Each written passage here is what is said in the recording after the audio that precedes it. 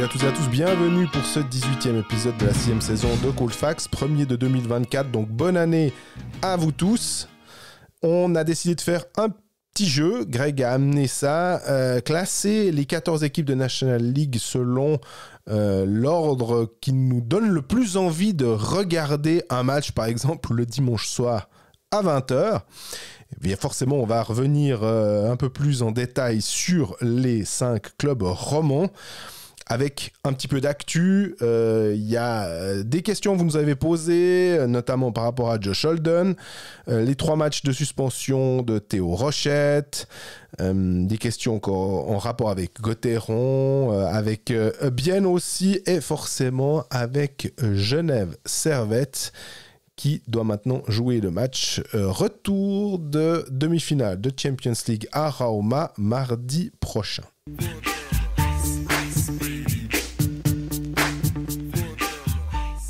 Salut Greg. Salut Jean-Fred, la forme?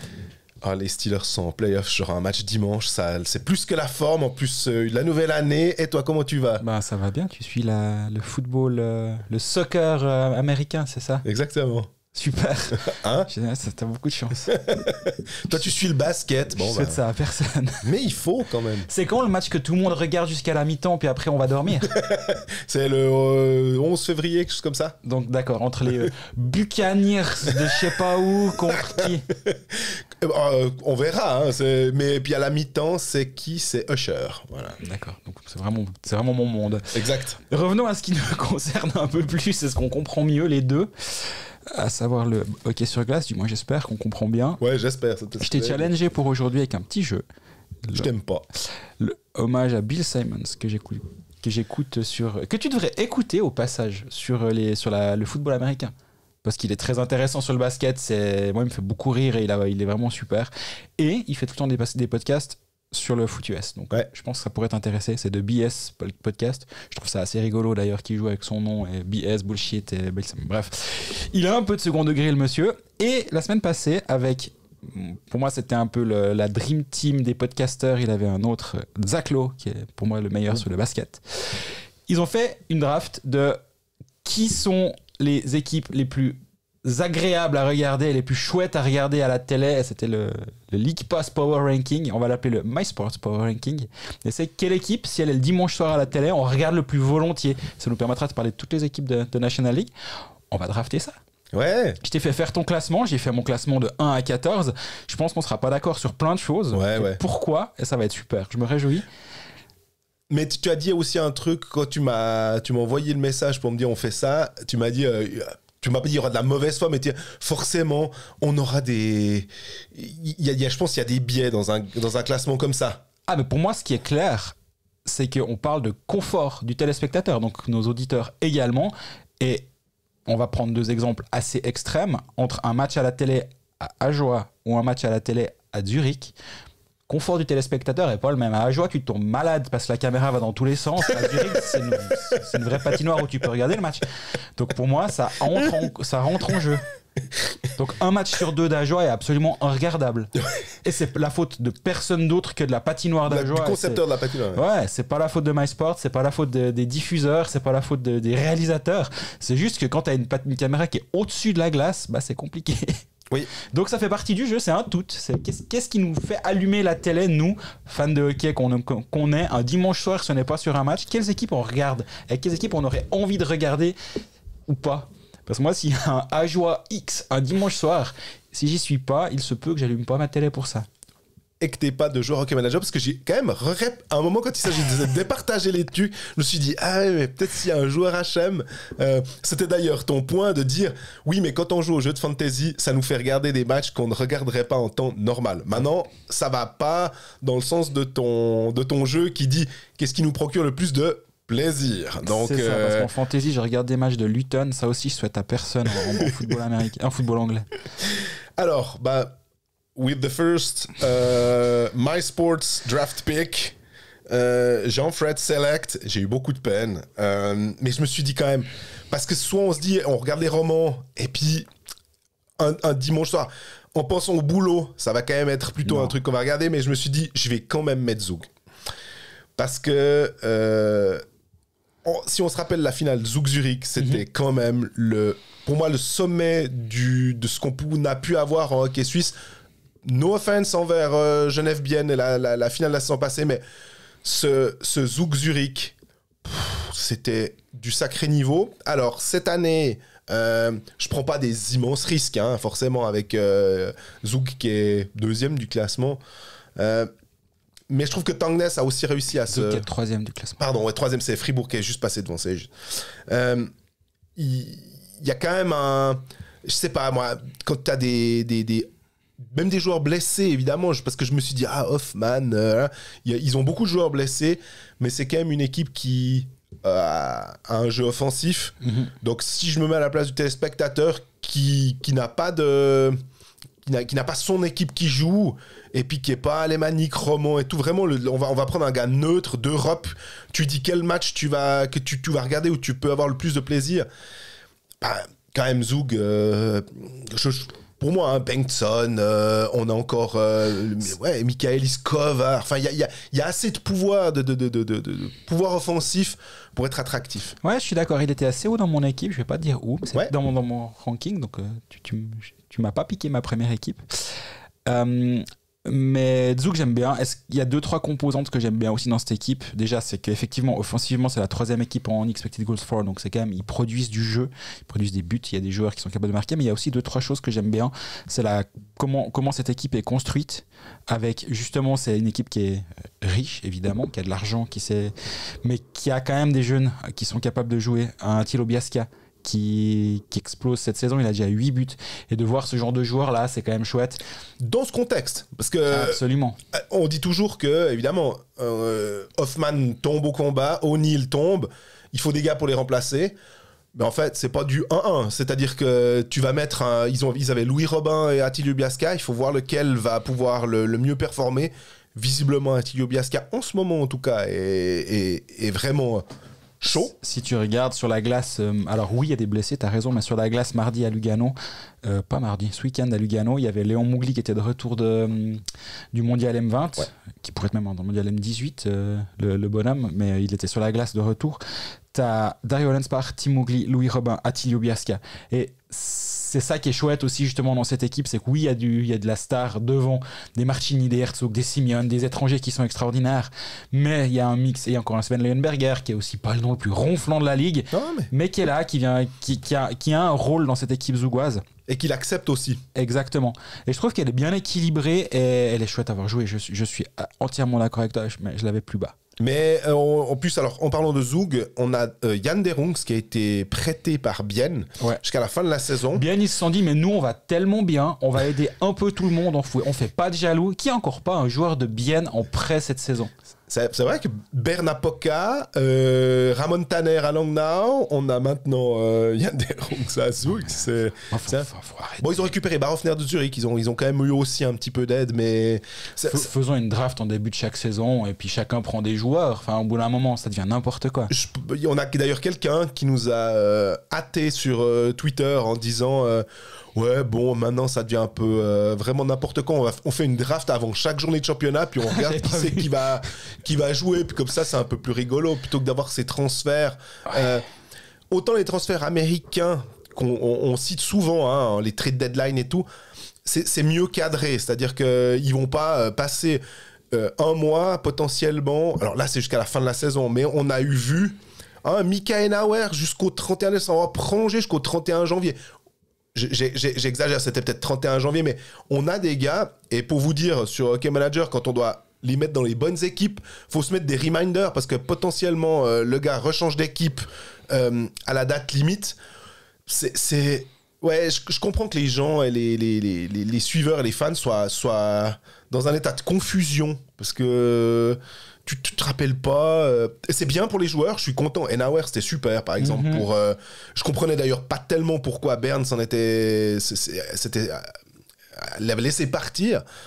Il arrive bien avec l'automne, en tout cas, il a du temps de jeu.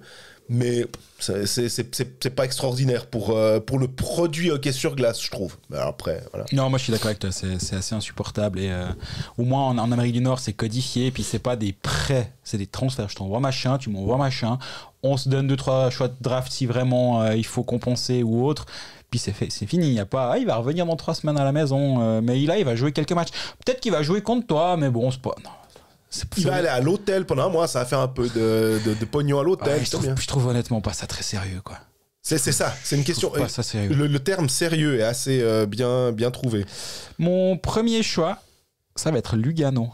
Ah, ok. Pour moi, c'est l'équipe que j'étais un peu stratégique. Enfin, je pense que, je sais que tu as écrit des trucs, j'ai pas regardé, hein, mais je pense que je sais ce que tu vas faire en 2. Et je pense que l'équipe que moi j'ai 2 équipes 1 et 2. 1A, 1B, on va dire. Et je pense que ce que j'ai fait va me faire avoir mon 1A et mon 1B.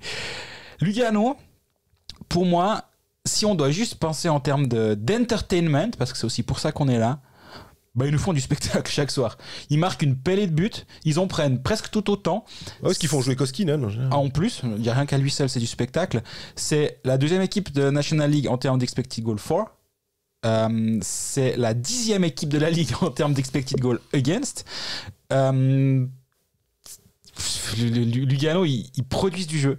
Ils ont une première ligne de feu. Alors là, en l'occurrence, il y a un tout petit problème avec Daniel Carr qui est absent à long terme. Et Granlund, qui est un joueur fantastique à avoir joué. Mais j'ai réfléchi hors la situation particulière de ce 8, 9 janvier, 10 janvier. Que sais-je. Mais avec 3,40 expected goals for par 60 minutes, Lugano est très bon. Avec 3,30 expected goals against par 60 minutes, Lugano est très très mauvais. Du coup, ça donne chaque soir du spectacle, chaque soir des buts, des super joueurs. Il se passe tout le temps quelque chose quand Lugano joue un match de hockey sur glace. Et pour moi, c'est aussi pour ça que j'ai envie d'allumer ma télé au-delà du moment où je suis en train de travailler et je dois choisir quel match je vais choisir. Si Lugano joue un match le dimanche soir, il y a de très fortes chances que je sois devant ma télé. Ouais, c'est vrai. Moi, j'ai hésité, mais c'est vrai que je pense que je les aurais mis peut-être 7. Là, je regarde mon classement, je les ai mis un peu plus bas, mais en entendant des arguments, je les mets pas aussi haut que ça. À me faire allumer la télé, parce que il y aura un Calvin Turcauf, évidemment, mais après, on va être clair. Oui, il est meilleur compteur, oui, il marche sur l'eau cette année. Est-ce que vraiment ça te donne envie d'allumer ta télé pour voir Calvin Turcauf? Michael Joly, c'est quand même quelque chose. Hein. Voilà, bah, peut-être plus des Daniel Carr ou des comment dire, Granlund, plus qu'un Calvin Turcauf quand même. Est-ce qu'il est flashy? Non, c'est un super joueur de hockey, ça on remet absolument pas en question. Il est exceptionnel cette saison. On espère le voir le plus longtemps possible, parce que ça voudra dire qu'il sera à Prague au championnat du monde. Mais effectivement, il y a Joel Aledja maintenant qui retrouve sa position en défense, parce qu'ils ont pris Mario Kempe notamment. Tu l'as compris, ce move, parce que Kempe, moi, t'aimes bien utiliser souvent le terme allemand de Sorgenkind. Oui. Je sais pas comment on le dit en suédois, mais des fois c'est assez proche des langues germaniques. Est-ce que c'est Sorgenkind ou un truc comme ça? Mais il a 35, 36 ans, il est de 88. Il y a souvent du foin avec lui, et je me dis, t'as vraiment envie d'avoir ça dans ton équipe au mois de janvier jusqu'au mois d'avril? Ouais, il y a des joueurs où t'as l'impression que t'as envie de pas les toucher avec un bâton de ski, et lui, c'en est clairement un. Il a tout le talent du monde, j'ai l'impression. C'est un super joueur. Ouais, ça, il y a pas de problème. Hein. Mais c'est juste que ça t'amène autour. Moi, c'est plus le rapport coût-bénéfice, quoi. Je suis entièrement d'accord. Puis c'est un joueur qui a jamais vraiment gagné nulle part. J'ai pas l'impression que c'est un joueur qui te fait gagner des championnats, ou qui te fait gagner des matchs, ou qui va t'aider en play-off. Type Abdelkader, par exemple. Par exemple. Et Sorgenkind, je pense que ça marche assez bien. Je comprends pas vraiment ce move. Enfin, je le comprends dans le sens où le marché est une catastrophe actuellement. Faut aussi se rendre compte. J'aime bien du coup qu'on peut parler de plein de choses comme ça, et puis c'était le but du jeu, tu me diras. Mais le marché étant ce qu'il est aujourd'hui, faut se rendre compte qu'il y a 2 ans ou 3 ans plutôt, avant les histoires de KHL, À ce moment-là, il y avait tous les Vitias Pololsk, toutes les équipes à la con, les Khabarovsk et autres Kunlun, qui renvoyaient tous leurs joueurs parce qu'ils n'en avaient plus besoin, ils étaient largués au play-off, puis il n'y avait pas de relégation. Bah maintenant, on a toute cette masse de joueurs qui n'existent pas. Donc maintenant, il faut aller en Suède, il faut aller voir du côté de Rögle, il faut aller du côté de Örebro quand ils vont commencer à vouloir lâcher des joueurs. Jup en Finlande, qui va à un moment ou un autre, c'est toujours pas le cas, ils n'ont encore pas commencé à lâcher des joueurs. Mais c'est ces clubs-là qui vont gentiment devenir des cibles, mais ça fait beaucoup moins de monde. Et la Suisse, bah, tout le monde est en train de chercher des gens, et le marché est hyper tendu actuellement. Et le fait qu'un Mario Kempe soit sur le marché et trouve un club en Suisse, ouais, je suis surpris aussi, je dois t'avouer. Mais c'est drôle, tu sais, on disait avec l'élargissement à 8 étrangers, mais il y aura un marché maintenant. 6 étrangers. Oui, pardon, ouais. Et on va... Il y a un marché maintenant, ça vraiment, vous verrez, ça sera ouvert. Et on a l'impression que la géopolitique s'en est un petit peu mêlée. Et puis que, au-delà de ça, hein, c'est pas aussi simple que ça de trouver quelqu'un qui peut te rendre de menu service à ce moment-là de la saison. Hein. Non, absolument. C'est compliqué. C'est peut-être pas un hasard si les clubs suisses envoient leurs étrangers parmi. Tiens, je te prête Onka un moment. Onka, il est super à Genève. Berne, ils n'auraient pas besoin de Julius Onka. Ils préfèrent Ville-Época, visiblement. Peut-être, mais on va pas parler sur chaque club de transfert qu'ils ont fait, de dire qu'on ne comprend pas qui se prête des joueurs. Mais Onka, c'est vrai que... Du coup, c'est un bon renfort pour Genève. Genève peut aller chercher Olkinuora également. Donc, il y a des occasions. Par contre, maintenant, un club qui cherche un attaquant sur le marché, ça devient vraiment, vraiment tendu. C'est qui ton deuxième choix ? J'ai hésité. Ouais. On va voir si ma stratégie était bonne. Ouais, honnêtement, j'ai hésité. Je te dis entre Zurich et Fribourg. Très bien. Et je pense que ce qui a fait pencher la balance du côté de Zurich, je me suis dit, ouais, mais si j'allume ma télé, j'ai envie de voir Dennis Malgin, en fait. C'est un peu le côté star. Et il n'y en a pas... On a dit, il y a d'excellents joueurs en National League. Mais est-ce que tu te dis, j'ai envie de voir... Quel est le joueur que tu as envie de voir? Où tu pourrais avoir envie de payer vraiment un billet. Et je me dis quand même que Dennis Malgin... Et pourtant, il ne fait pas une saison... je pensais qu'il allait être plus flamboyant. Il est devenu père, donc... il y a eu des bouleversements dans sa vie qui font que il n'est pas aussi peut-être flambant que ce qu'on aurait pu attendre. Puis tout d'un coup, il sort un match à 5 points. Quoi. Voilà, ouais, c'est ça. Donc, c'est comme s'il nous disait, il y a le petit reminder pour faire, les gars, si jamais c'est Dennis Malgin ici, avec André Ghetto, avec Holstein, avec d'autres joueurs, il y a un star power du côté de Zurich, hein, Lettonen, et même des Lamico, des Freulen qui sont pas forcément des gars qu'on peut citer comme étant peut-être les plus flashy. Ce qui me dérangeait un peu, c'est Mark Crawford, où je suis pas forcément fan je me dis, est-ce qu'il a le jeu le plus flamboyant? Mais ce qui me faisait passer, c'est de me dire, c'est une équipe qui gagne, donc elle est en haut dans le classement, donc c'est quand même aussi plus intéressant à avoir joué. Et c'est parce que elle joue bien et qu'elle a des bons joueurs. J'ose te dire où je l'ai mis.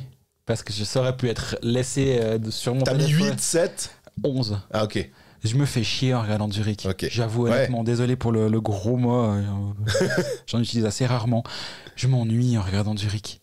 C'est une équipe qui est forte, c'est une machine. Je t'avoue qu'en play-off, j'aurais envie de les regarder, déjà parce que j'ai mon impôt habituel sur Zurich champion d'avant-saison, donc il va falloir le suivre. Mais je m'ennuie. C'est une équipe qui est bien structurée, qui, comme tu dis, Crawford, il a une machine en main. Elle est très en place. Hein. Zurich, c'est la meilleure équipe en termes de jeu défensif avec 2,31 buts encaissés par match. Expected goals, pas buts encaissés. Expected goals against par match. Mais offensivement, c'est 2,8. C'est médiocre offensivement en termes d'action de buts générés. Et je sais pas, moi je m'ennuie. Je sais pas. En plus, c'est une équipe qui est tellement forte que souvent, il y a quand même pas forcément match. Et j'ai regardé le match contre Rapperswil l'autre jour. Alors, ils ont perdu, tu me diras. C'était ennuyeux. Et moi, je sais pas. Je pensais bien que tu avais Zurich très haut. Puis je me suis dit, moi, je veux surtout pas Zurich. Mon 1A et mon 1B. Mais par contre, là où je te rejoins complètement, c'est que chaque soir, il peut se passer quelque chose avec un Malgin, plus qu'avec un André Ghetto. Je trouve qu'André Ghetto, alors il revient de blessure. Il a eu un début de saison assez tranquille. Puis c'est plus pas un buteur, mais Malguin, c'est celui qui peut créer quelque chose, quoi. Exactement. Mais après, pour ce jeu-là, on n'est pas en train de classer les meilleures équipes, parce qu'effectivement, c'est la meilleure équipe du championnat. Il n'y a aucun doute là-dessus actuellement. Mais moi, Balcers, j'allume pas ma télé pour le voir jouer. Yeah. Froden, j'allume pas ma télé pour le voir jouer. L'Amico, encore moins. Et j'adore ce joueur. Ah ouais. On n'en est pas... Qu'on se comprenne bien. Mais moi, ces joueurs-là, ils me font pas allumer ma télé. Vraiment pas. Par contre, Chris Di Domenico, moi, il me fait allumer ma télé. Et je pense qu'il y a pas mal de gens qui se disent... Quand est-ce qu'il va décapsuler ? Ouais, exactement. Et puis, c'est un peu pour rigoler. Quand est-ce qu'il va nous faire un truc incroyable Quand est-ce qu'il va faire quelque chose ? C'est must-see TV pour moi. De voir Di Domenico sur la glace, je me suis dit, il y a un risque que tu prennes Fribourg d'abord. Mais parce que offensivement, ça tourne, il y a du jeu, il y a une liberté offensive qui est accordée, qui est chouette à voir. Sørensen, des joueurs comme ça, on en a quand même pas vu beaucoup dans notre championnat depuis un moment. Honnêtement, il a quoi, 24 buts maintenant ? Ouais.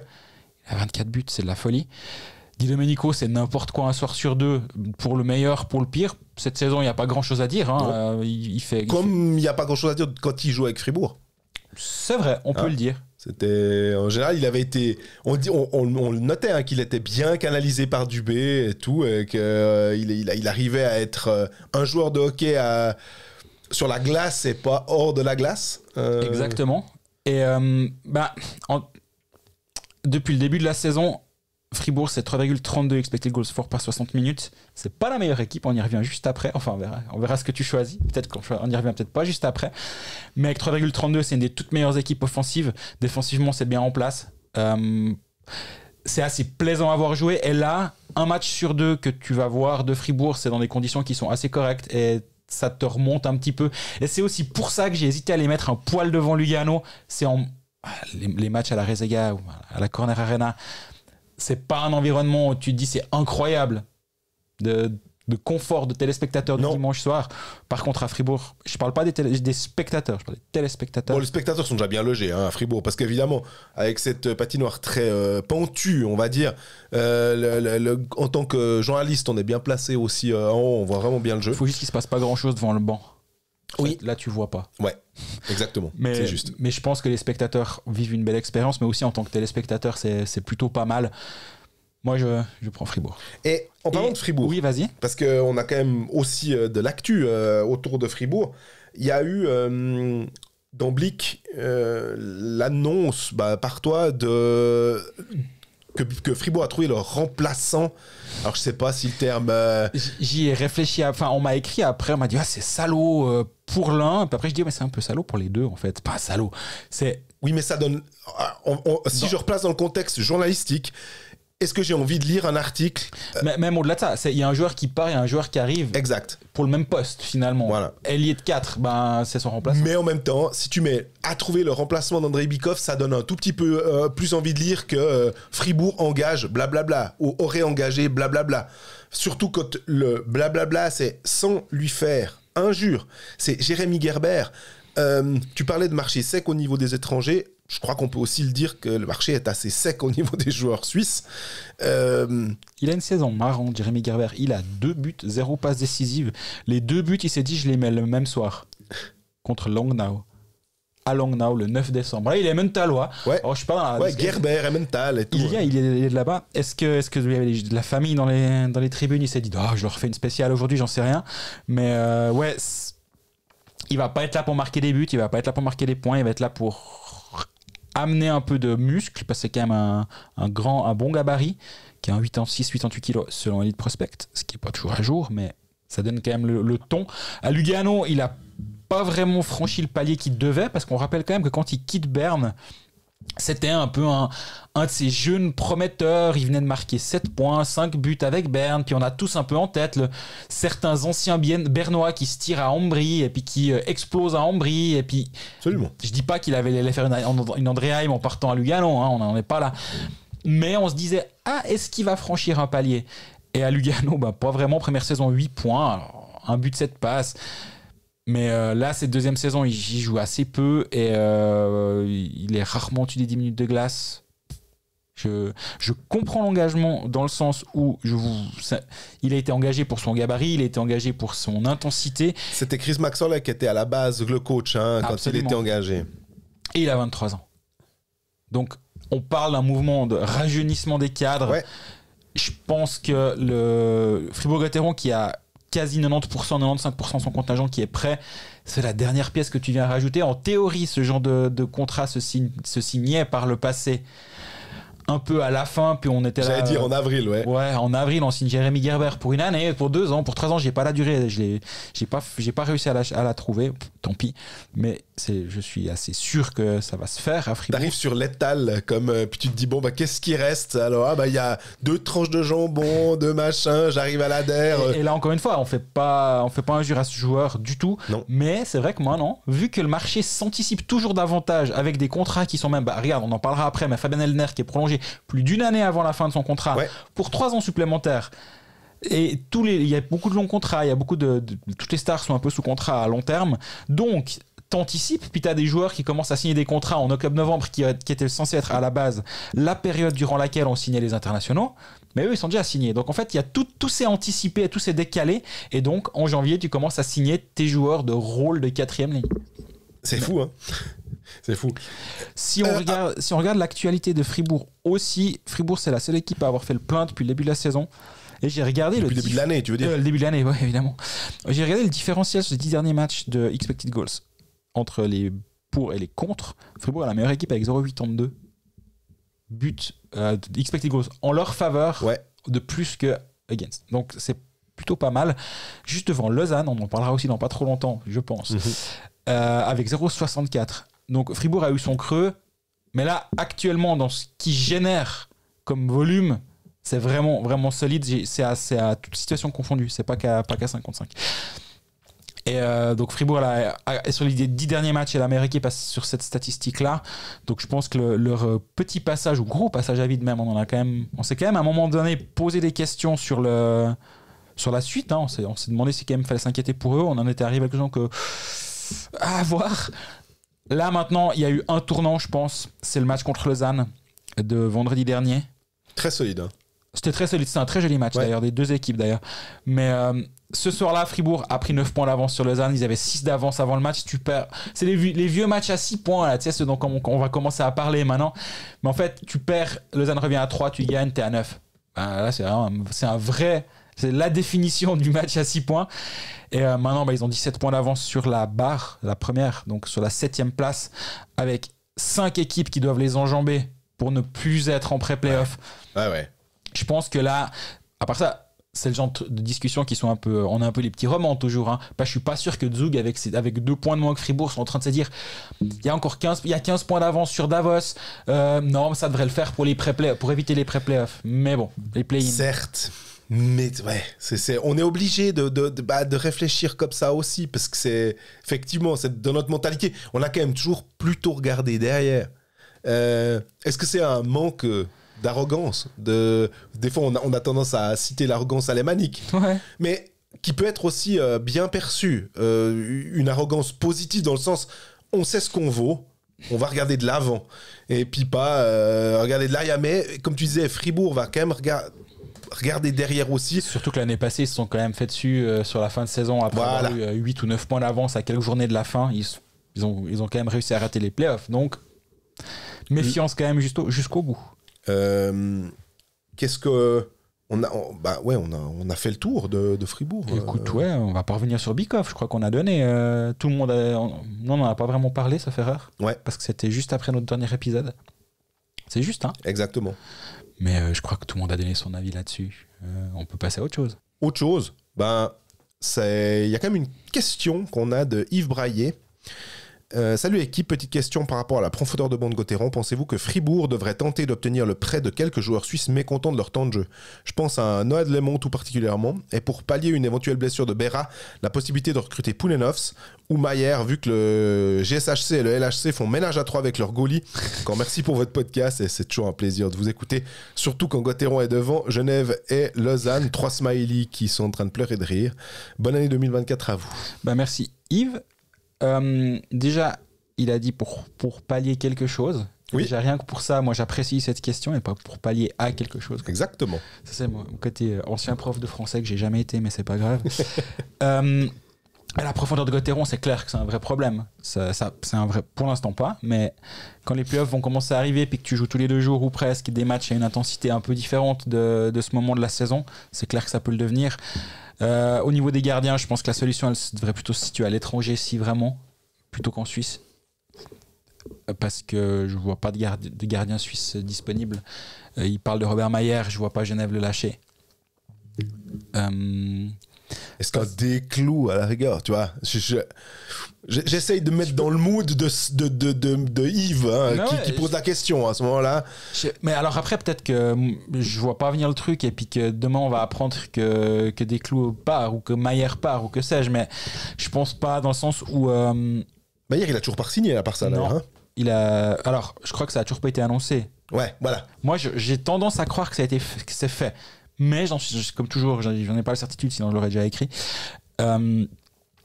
Et à Lausanne, la situation est ce qu'elle est, mais en même temps, ils vont pas lâcher Poulenovs pour. Et est-ce que c'est vraiment un renfort? Ouais, quand même, ces derniers temps, il était OK. Mais un de tes 2 gardiens, c'est Kevin Pache. Je les vois pas non plus faire confiance à Connor Hughes qui revient d'une assez grave blessure et Kevin Pache qui est encore un tout jeune gardien. Ouais. Donc je pense d'un côté comme de l'autre, je pense que Fribourg va plutôt partir sur le marché étranger si vraiment il y a un problème avec Reto Berra, quitte à juste activer une piste ou d'avoir quelqu'un sous le coude comme par le passé Berne avait fait, notamment aussi avoir un étranger qui est là au cas où il y a un vrai problème. Un Lauri Kainen à Lausanne est venu en fin de saison passée aussi, où tu peux trouver un gardien pour la fin de saison. Et le cas de Delémont, je ne sais pas si on en parlera tout à l'heure avec Ben, mais effectivement, je pense qu'il y a un problème avec Delémont. De ce qu'on m'a dit, il a plutôt envie de partir. Ouais. Apparemment, c'est en train de se discuter. Je ne sais pas si ça va se faire. C'est quand même un gâchis, j'ai l'impression, parce que moi, j'aime vraiment bien ce joueur. Je pense qu'il a un sacré potentiel. Il va rebondir, j'ai aucun doute là-dessus. Ouais. Est-ce que la réponse à cette question, c'est Fribourg? Je ne sais pas. Parce que là, actuellement... Avec l'engagement de Radgeb, j'ai l'impression que... Il y aurait une abondance de biens. Je trouve que là c'est... J'ai pas l'impression que ça lui amènerait le temps de jeu nécessaire à son développement, en fait. Et en termes de profondeur, je pense que Fribourg, c'est plutôt devant qui pourrait bénéficier justement d'un joueur ou l'autre. Parce que là, il leur manque Nathan Marchand. Et ils sont à 12, donc il faudrait pas un autre blessé. Bon, après tu me diras, tu peux toujours faire monter un jeune. On en parlait avant. Zouk fait venir des Louis Robin, des Tim Mougli, des Alan Spar, il a quand même un peu plus d'expérience, mais Ether, Nicolet, ils sont aussi en Swiss League, c'est le même genre de joueurs. Je suis pas en train de les comparer en termes de qualité, mais de faire monter un jeune sur sa 4e ligne, Fribourg a aussi le droit de le faire. Donc finalement, il n'y a pas besoin d'avoir des joueurs en tribune pour. Mais par contre, c'est vrai que ça peut être un problème à terme pour Fribourg. Qu'est-ce que tu penses? Je réfléchis vite comme ça. Hein. Je fais les équipes dans ma tête entre celles qui ont déjà des joueurs. Un Delémont à Ambry.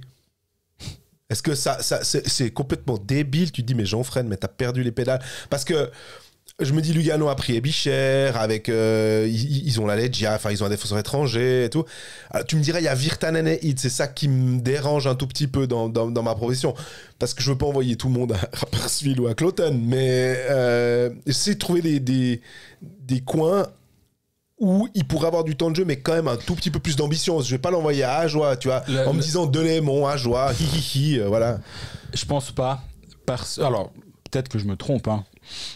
Mais ils ont déjà un Terraneo qu'ils essayent de faire monter. Terraneo qui est vraiment fort. Pezzulo a fait un sacré pas vers l'avant cette saison. Ils ont les frères Dotti. Ils ont 2 défenseurs étrangers. Ils ont Forler, Wüttrich, Tsundel. Je suis allé voir le contingent. Je les ai pas de tête. Toute la défense de Ambry. Mais je sais pas. T'as pas répondu à la question en disant Rapperswil avant justement? Oui, bien sûr. Là, pour remplacer un Ebicher par exemple. Ouais, mais parce que ça m'embête de chaque fois envoyer un gars à Rapperswil en disant ça devient un peu le running gag presque. Tu dis c'est chez Gauvin quoi, on l'envoie à Rapperswil.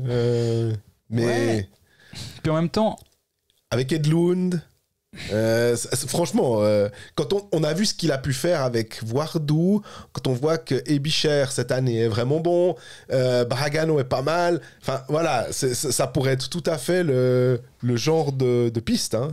Il me semble que ça fait sens. Et si on me dit avant la fin du mois que Delémont quitte Bienne pour terminer à À Rapperswil, je suis pas totalement surpris. Après, on parle de Fribourg là. Tant pis, j'espère que les Biennois sont là. Ouais, surtout, tu dis, bien, ils ont envoyé des jours à tout le monde, alors il faut qu'ils trouvent un autre club. Maintenant, tu l'as trouvé. Quoi. Ouais, c'est ça. Qui a pas encore son Biennois? C'est Rapperswil. Bon, bah. Il y a encore un Künzle à disposition aussi. Si quelqu'un veut du Künzle pour la fin de saison, à mon avis, ils peuvent l'avoir pour pas cher. Bien paye, à mon avis, le train. Ouais, Delémont, c'est un vrai problème. Je pense pas que la réponse est à Fribourg. Par contre, Künzle, je dis pas, j'ai aucune info là-dessus. Künzle a signé pour Zug l'année prochaine. Ouais. Donc l'équipe qui va le prendre va quand même devoir investir pas grand-chose parce qu'il reste plus une grande partie du salaire à payer. On appelle ça un rental player exactement. aux États-Unis. Si tu cherches une profondeur pour ta fin de saison, y a pire qu'un international suisse. Alors certes, aux portes ou dans le cercle élargi des internationaux, mais quand même un international. On se rappelle que l'année passée, il était coupé juste avant le mondial.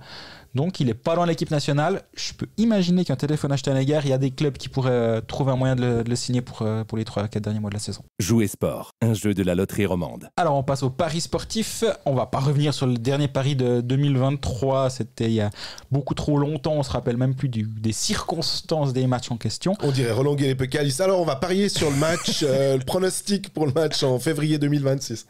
Par contre, ce vendredi, on a 7 matchs à disposition à jouer à Rapperswil, Fribourg, Ambry. J'ai l'impression d'être à Sport Dimanche en 92. Atalanta, Brescia 2-1. X. À jouer à Rapperswil, Fribourg, Ambry, Kloten, Langnau, Lausanne, Berne, Lugano, Bienne, Servette, Zug et Zurich, Davos. Le Ajoie Rapperswil, honnêtement, me tente pas mal. Pour qui ? Pour Ajoie, qui a battu Langnau 5-1. Alors même si en termes d'expected goal, Langnau aurait mérité sans doute mieux, mais à Bienne, ils font un premier tiers vraiment pas dégueu. Ajoie, ils auraient mérité beaucoup mieux. Odette, je crois, se fait 2 face à face et c'est Sateri qui l'emporte. Donc il y a clairement quelque chose. Rapperswil, on reviendra sur les fun ou pas fun à avoir joué. Spoiler, le Ajoie Rapperswil, si c'est le seul match un dimanche soir, je suis pas devant la télé. Hein. Ouais, voilà. Et pareil. Sans faire injure à personne, mais un soir où il y a peut-être... Ouais, je suis pas devant la télé ce soir-là. Par contre, si tu dois parier, tu te dis pourquoi pas, à la rigueur. Mais je t'ai posé sincèrement la question pour qui, parce que je savais pas si tu allais me dire Ajoie ou Rapperswil. Ouais, non, moi je dis pour. Ouais, je sais. Je mettrais Ajoie, là, en tout cas, ça se tente, je trouve. Ajoie, on en parlera un peu plus tard, mais c'est aussi un peu le dernier moment s'ils veulent essayer de revenir. Là, ils ont 14 points de retard. Ouais, puis je réfléchis à une cote qui peut être intéressante aussi d'un club à domicile. Et vu ce qu'ils sont en train de montrer en ce moment, je veux pas dire que c'est la main chaude, ce serait beaucoup dire, mais ce 5-1 contre Langnau te fait dire que si tout d'un coup ça tourne pas mal, ça peut le faire. Moi, il y a un match qui m'intrigue, c'est ce Lausanne-Berne. Lausanne, ils alternent de manière très métronomique les victoires et les défaites.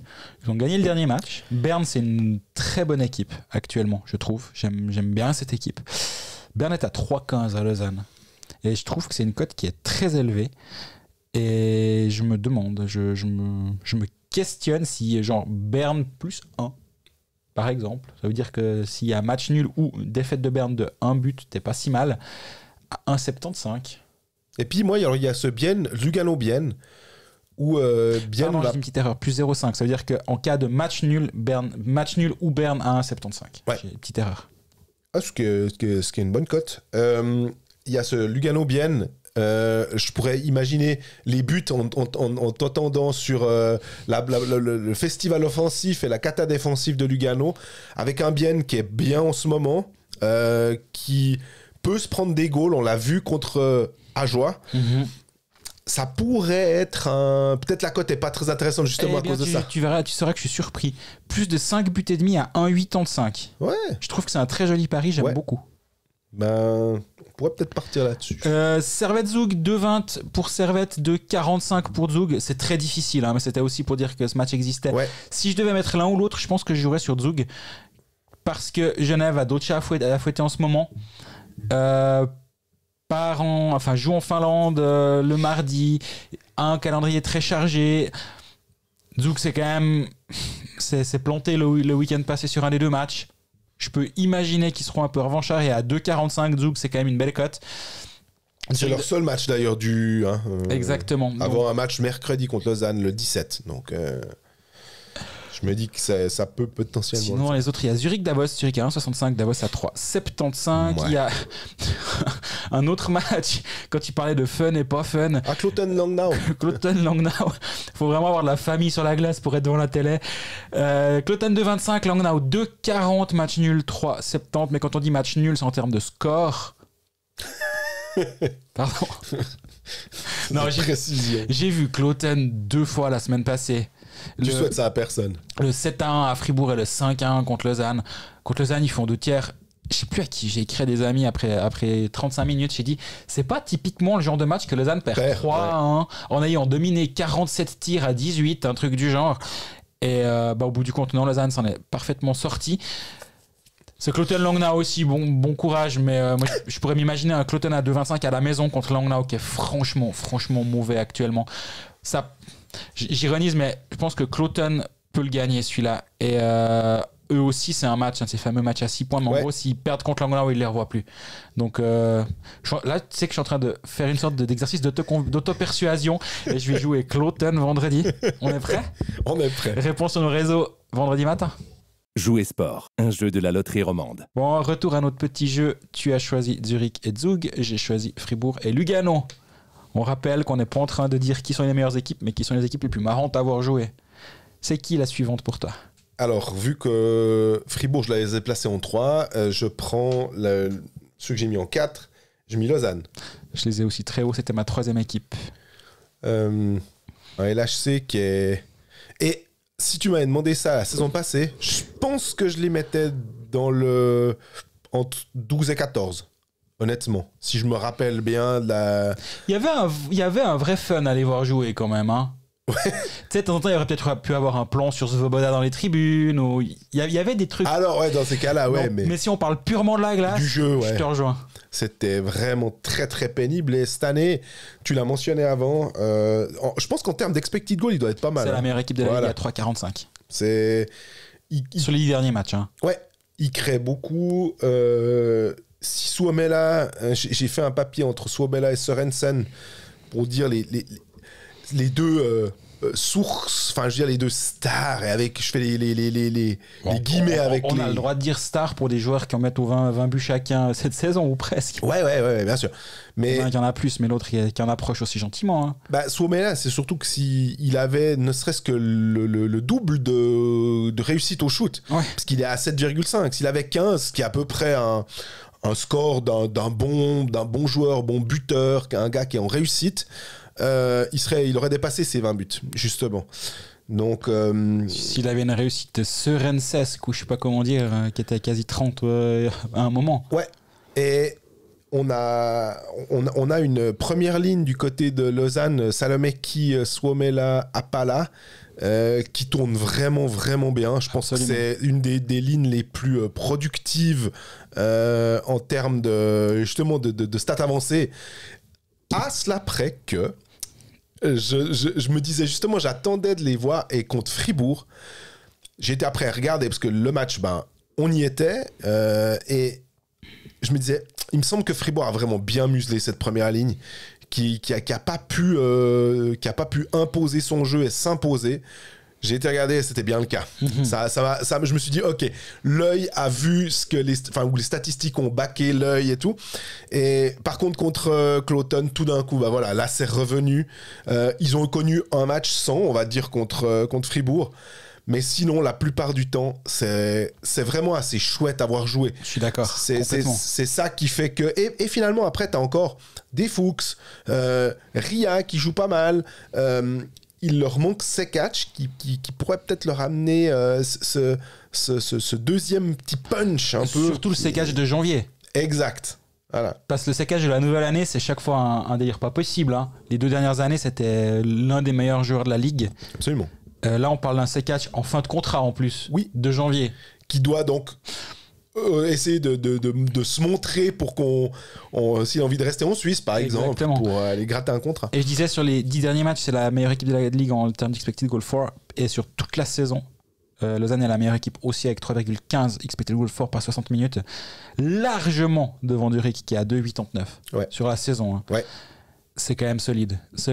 Et justement, ce que tu dis, il y a des individualités à plein de niveaux. Il y a juste, je pense que la différence que je pourrais voir dans mon classement, et c'est pour ça que Fribourg et Lugano étaient juste devant, c'est peut-être un ou deux joueurs un peu plus électrisants, on va dire. Pour les bonnes et les mauvaises raisons, pour certains. Mais Suomela, il est efficace, il est hyper fort. J'aime vraiment beaucoup ce joueur. Mais il est pas très flashy. Tu me diras alors, Jäger, l'autre jour, en termes de flashiness, je sais pas si ça se dit, mais on va le dire, il nous a tenté un truc extraordinaire. Ouais. Fuchs, il est aussi assez chouette à avoir joué de temps en temps. Il a des éclairs parfois.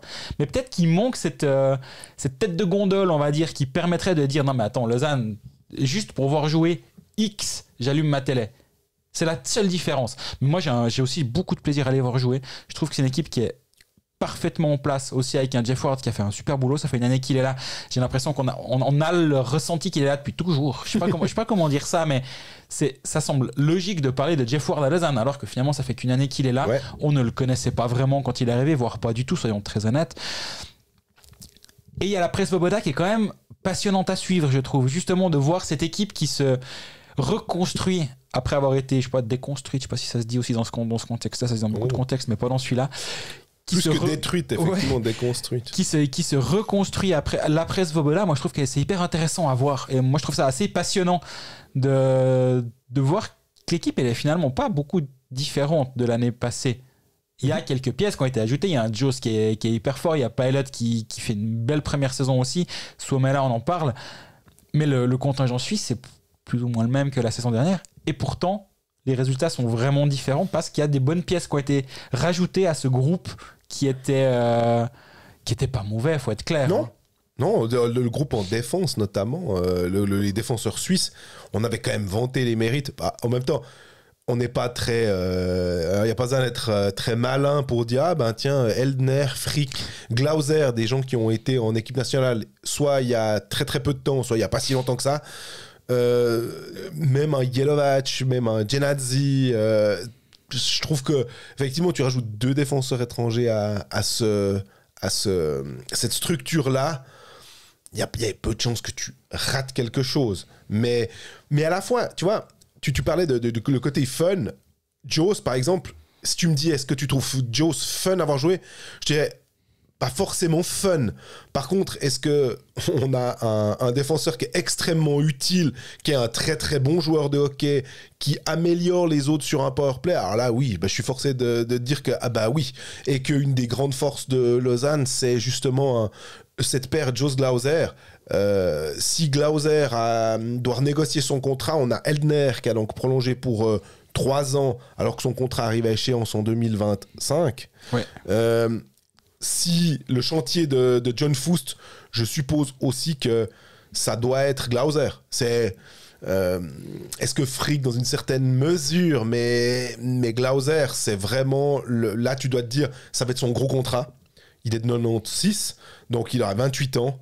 Tu vas lui offrir, je suppose que n'importe quelle équipe, on va dire n'importe quel GM crédible de National League dit écoute, 5 ans de durée.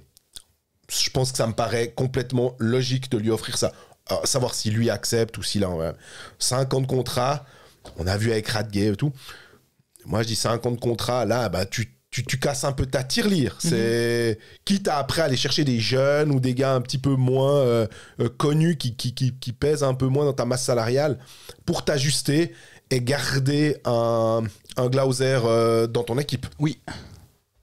Sinon, on a aussi à Lausanne, alors il s'est passé une chose lors du match contre Cloton, c'est la pénalité de match à Théo Rochette qui je parlais de Dido qui a décapsulé. Là, pour le coup, alors je pense que les supporters vaudois vont peut-être dire ouais, non, mais quand même, il touche un peu l'épaule et puis après ça part. Il se trouve que c'est un arrêt de jeu qui se passe autour du goal de... C'est autour du goal, c'est du goal de Lausanne. Hein. Ouais. Parce qu'il y a Hang dans l'histoire. C'est après le coup de sifflet et puis Théo Rochette arrive avec la canne à hauteur du cou de Jonathan Heng. Vraiment un cross-check. j'ai de la peine à lui trouver des circonstances atténuantes sur ce coup-là, sans mauvais jeu de mots aussi. Si tu veux lui montrer un peu le truc, puis que t'as désapprobation, tu tapes ailleurs. Ouais. Je me dis, si tu tapes au bas des cuissettes ou dans le bas du dos, enfin, il y a d'autres moyens de lui montrer que tu veux protéger ton coéquipier et qu'il faut pas venir nous souffler dans les bronches. Là, ça m'ennuie quand même de voir la canne à cette hauteur. C'est un jeune joueur, il n'a pas de réputation évidemment d'être méchant. Exactement. Donc, c'est des circonstances aussi atténuantes, on va dire. Mais on a le droit de dire que finalement, bah voilà, le jeune, comme Stroiley à l'époque aussi, ils doivent apprendre, quoi. Ouais, je pense aussi que la sanction était complètement justifiée. Il n'a rien à venir mettre sa canne là en haut. Qu'est-ce que ça va donner cette histoire en fait? C'est ça la question. J'ai essayé de me renseigner sur quelle catégorie avait été mise dans le rapport du PSO. Je n'ai pas eu la réponse pour l'instant. J'ai entendu tout et n'importe quoi. Enfin, pas n'importe quoi dans le sens par rapport à l'avenir. J'ai entendu de tout. Voilà. C'est mieux dit non, mais c'est ce que je pense vraiment. J'ai entendu de tout. 53 matchs et puis rien. Mais j'ai entendu des gens crédibles, ça peut être Teleticino, ils disaient mais, catégorie 3 parce qu'il va à la nuque avec sa canne. Alors, j'entends l'argument, je contrerais en disant oui, mais c'est à l'arrêt dans une bagarre où c'est en train de brasser. Je donne un nom au hasard, Laurent Dauphin. C'est bien pour les Tessinois, ça. Là. Par exemple, et qui n'était pas en catégorie 3, qui était en catégorie 2. Et on se posait la question à ce moment-là. Mais on ne doit pas juger, on ne doit pas comparer les fautes. Non, mais... je suis bien d'accord. Mais par contre, quand l'étalon de cette saison, exact, c'est Laurent Dauphin 4 matchs, pour moi, il n'y a aucune justification de venir mettre plus que 4 matchs pour cette action. Ah non, absolument. Si Laurent Dauphin est à 8, 9 ou 10 matchs, on ne parle même pas de faire on en a beaucoup trop parlé. Ouais. Puis c'est pas une canne à la nuque. Mais si Laurent Dauphin est à 7, 8, 9, 10 matchs, j'en sais rien. Puis derrière, on va me dire, c'est 4 matchs pour Théo Rochette parce qu'il a mis sa canne à la nuque du gaillard. Est-ce que je suis d'accord? J'en sais rien. Mais par contre, je vois une logique. Oui. Laurent Dauphin, 4 matchs. Bon, ça sera forcément moins, obligatoirement. Et 1.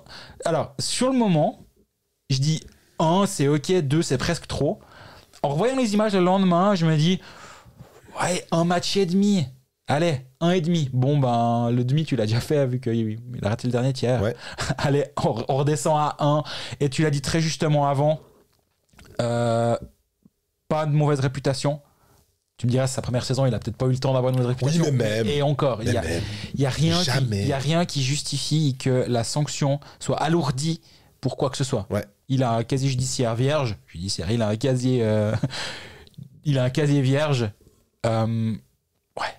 Tu dois pas aller beaucoup plus haut que ça, j'ai l'impression, sur cette histoire-là. Encore une fois, en rappelant que on compare pas les fautes, mais par contre, les fautes, elles sont placées sur une échelle. Puis tu dis, alors ça, c'est 4. Ok, alors sur l'échelle de gravité, on va dire, tu peux pas mettre au-dessus. Tu sais que je pense à Kaamelott, évidemment, quand Bien tu me sûr. parles de ton échelle. À part ça aussi, le réalisateur a été un peu taquin sur le coup de montrer Stéphane Rochette dans les tribunes en gros plan et tout. T'es un peu là, ouais, vous aurez... C'était taquin, on va dire, de la part du réalisateur. Je sais pas si c'est des gars de la Vaudoise Arena ou si c'est les gars de MySports qui se sont dit, ah bah tiens, notre collègue, on va montrer. C'est les réalisateurs. Voilà, donc c'était amusant. La suite, après Lausanne, parce que je crois qu'on a fait on a parlé de Eldner, on a parlé de Rochette. Ton club que t'aimes bien voir. Petite hésitation. Moi, j'avais Zug après, évidemment. Moi, Ouais. j'avais Fribourg-Lugano, Lausanne, Zug. C'est mon top 4. Je pense derrière, j'ai Genève. Ouais. Que j'aurais peut-être mis un poil plus haut si voir les matchs au Vernet, c'était plus chouette à la télé. C'est pas le cas. C'est pas le meilleur endroit, disons. Mais par contre, je parlais avant de joueurs électrisants que tu as peut-être envie de voir jouer. Rien que pour le show Richard durant les derniers playoffs, tu sais que chaque soir il peut se passer un truc avec lui sur la glace. Lertikainen Manninan, c'est quand même censé être chouette. Ça l'est pas autant que ça devrait, honnêtement, pour l'instant, en termes d'efficacité. On en a parlé toute la fin de l'année dernière que ça devrait beaucoup plus produire que ce qui se passe concrètement. Quand Robert Mayer joue aussi, il peut toujours se passer un truc.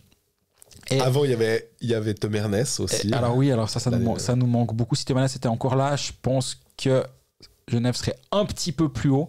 Mais c'est une équipe... J'ai du plaisir à allumer ma télé pour les voir jouer. Donc pour moi, ils sont assez hauts dans ce classement. Avec Vatanen aussi, quand même. Quand je pense à Vatanen, moi, je revois le coast-to-coast qu'il met lors du 7e match contre Bienne. Oui. Ça... Alors ça arrive pas souvent, mais quand ça arrive, tu te dis waouh, c'est vraiment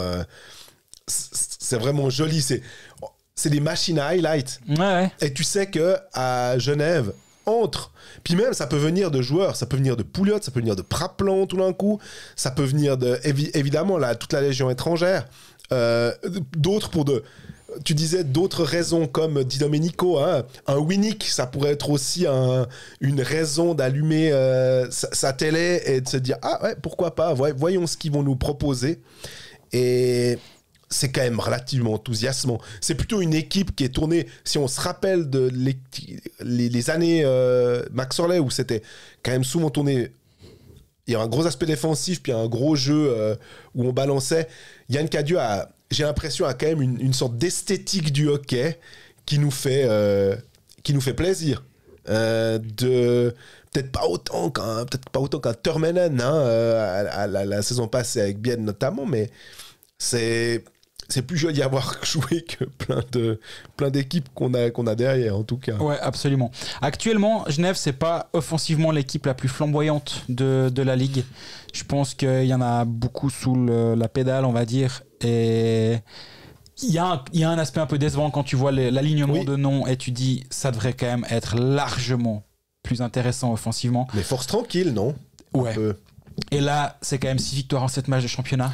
Olkinora est très bon. Défensivement, ça tient bien la route. Tu m'étonnes quand ça fait... L'alignement de joueurs en défense fait qu'un Roger Carrère a quasi disparu. On n'en parle plus beaucoup de Roger Carrère. Un exemple tout bête pour ceux qui jouent avec Manager. Moi, l'autre jour, j'ai vu son prix, j'étais là. Carrère, il est à, je crois, 4,5. Après, tu réfléchis et tu fais. Ah, mais je comprends pourquoi. Pourquoi je voudrais prendre Roger Carrère? Il joue plus en powerplay, il marque pas de but, pas d'assist, rien. Logique, en fait, qu'il soit aussi bas. Après, le coultre Carrère, Bernie, Vatanen, Onka qui fait vraiment du bien. C'est une vraie bonne équipe défensive aussi, tout en ayant des joueurs offensifs assez intéressants. Ouais, j'allume ma télé moi le dimanche soir. Mais Carrère, honnêtement, à l'arrivée de Bernie, on savait que ça allait finalement avoir un impact sur quelqu'un. Donc la question était de savoir est-ce que ça aura un impact sur le Coultre, est-ce que ça aura un impact sur Carrère. Mais c'était un peu les deux suspects. Ouais. Logique hein, de se dire qui c'est qui aura moins de temps de jeu. Carrère, est-ce que si tu es son agent, tu te dis bon, est-ce qu'on essaye de trouver une autre solution vu que Bernie a signé 4 ans aussi, hein, ils sont tous signés long terme. À un moment, tu vas pas pouvoir contenter tout le monde. Ou alors, tu arrives à le mettre à la place d'un Jacques May comme en première paire de défense. Ouais. Mais t'as cet aspect plutôt... ok, t'es en première paire de défense, mais t'es plutôt un défenseur défensif. Surtout que t'as encore Chanton derrière qui peut... qui est en progression. Enfin, à un moment, il y a abondance de biens. Hein, et on peut les envoyer où? À Rapperswil chez Gauvin. C'est difficile, mais à un moment, je trouve qu'il y a trop. Est-ce qu'on dit qu'il y a trop quand on parle de Zurich? On le dit jamais, alors qu'il n'y a pas beaucoup moins de... Enfin, il y a le même genre de profondeur. Ils envoient même encore Phil Baltisberger à Langnau. Ouais, voilà. C'est qu'ils arrivent à envoyer parce qu'ils ont Troutman, qui sont des fois peut-être un poil moins... comment dire? En devenir... Enfin, Carrère n'est pas en devenir, mais Carrère, c'est autre chose quand même. Non, je suis bien d'accord. Je trouve qu'on a un vrai palier. Zurich a arrivé à mettre des joueurs, soit des vétérans qui acceptent des rôles. Oui, le nom est ronflant comme Yannick Weber, mais il a un certain âge. Il est aussi à 35-36 ans, il est du 88. Donc, il arrive à un moment où il peut accepter autre chose. Puis, il avait déjà accepté autre chose en NHL, mais il avait fait sa transition où il était un autre défenseur. Absolument. Donc, je me dis, ça, je peux comprendre. Et Gehring n'est pas éternel non plus. À part ça, on pourrait se dire, est-ce que Roger Carr retourne à Zurich finalement? Ça pourrait le faire. Hein. S'ils arrivent à se mettre d'accord, je pense qu'il n'y aurait pas de souci. Mais ça, c'est de la musique... Parce que tu dois faire une place pour Chanton, tu l'as dit avant, t'as raison. Hein. Parce que lui, il commence vraiment à venir gentiment. Je dis pas ça parce qu'il a marqué. Mais voilà, j'allais dire. Mais c'est quand même... Moi, l'été passé, on m'avait dit beaucoup de bien de lui. Et ce qui se passe cette saison est finalement assez correct dans son développement. J'étais surpris qu'il re-signe en me disant je pensais qu'il allait essayer d'aller ailleurs pour avoir un plus grand rôle. Visiblement pas. Donc, ouais. On parle juste de la Champions League. Avec plaisir. 2-2 au match aller. Match retour à Roma sous les yeux, en Finlande, sous les yeux de Blick. Oui. Ce qui veut dire, évidemment, qu'on va se les plaire. Ça, je m'en fiche complètement. Ça veut dire que mercredi prochain, t'es pas là pour Colfax, surtout. Je serai dans l'avion. Tu vois ? Ça te fait plaisir. Hein. Alors ça, t'es content. Hein, voilà. Ça, on pénalise les auditeurs. On pourrait s'arranger peut-être depuis l'hôtel après le match. Ouais, j'espère. On verra. Ou on le fait le jeudi. C'est pas interdit de faire jeudi la semaine prochaine. Oui, je trouve que je bosse le matin, donc c'est plus compliqué. On s'arrange. Oui, Ligue des Champions, Genève qui fait 2-2 à l'aller, match retour à Roma et va falloir aller gagner là-bas, que ce soit d'une manière ou d'une... Enfin, Genève va devoir gagner à Roma, que ce soit en prolong, que ce soit au tir au but, que ce soit en 60 000. Ils doivent gagner pour passer. Sur ce qu'on a vu, c'est pas totalement impossible. Et Genève a eu un trou d'air entre la 20e et la 30e, mais à part ça, c'était quand même une bonne équipe, je trouve. Ils ont été très solides. Et je pense que tu peux partir pas serein, mais confiant là-bas. Si Bertaggia rate pas à la cage vide aussi. Non, mais bon. c'est drôle parce que, en fait, sur cette action, je regardais Bertaggia tout le long. En fait, j'avais mes yeux, ils étaient en bas de l'écran sur la ligne bleue. Je me disais, mais c'est qui ce joueur qui bouge pas? Ah ouais, c'est Bertaggia. Tout d'un coup, il se met en branle un peu parce qu'il y a quelque chose. Puis je suis là. Oh, c'est drôle, je regardais ce jeu. Et il rate la cage vide. Pouf, c'était chaud. La finale serait contre, très probablement, Skellefteå, qui a gagné contre Vitkovice, et qui pourrait accueillir, du coup, la finale. Oui. Ce qui nous fait nous déplacer le 20 février tout au nord de... Ah voilà, là tu viens... Ah non, je serais pas... Je suis pas... Nous faire déplacer les journalistes qui iraient, hein, genre je suis pas sûr d'y aller. C'est pas prévu pour l'instant, mais... Oui, parce que ce qu'il faut savoir, c'est que les 4 équipes en demi-finale ont fait une demande pour accueillir la finale, et les 4 dossiers ont été jugés acceptables par la Champions League, qui a des standards, ma foi, pas très élevés. Pas se mentir, pour attribuer la finale, c'est le classement au point sur toute la compétition qui compte. Et Skellefteå a gagné 21 points pour l'instant, le Roma 21, en comptant les matchs de poule, hein. Les points sont attribués, c'est 1 point à Roma et 1 point à Genève pour le match de mardi soir. Et Skellefteå a gagné 3 points contre Vitkovice, qui en a gagné 0. Et actuellement, ça fait 21, 21, 18, 18, Skellefteå, Roma, Genève, Vitkovice. Le seul cas admettons que Genève se qualifie et Skellefteå également, ce qui semble être le plus probable pour l'autre demi-finale, il faudrait que Genève gagne dans le temps réglementaire en Finlande et que les Suédois perdent le match dans le temps réglementaire. Voilà. Après, si c'est d'un but, c'est les Suédois qui passent, si c'est de plus, c'est Vitkovice qui passe.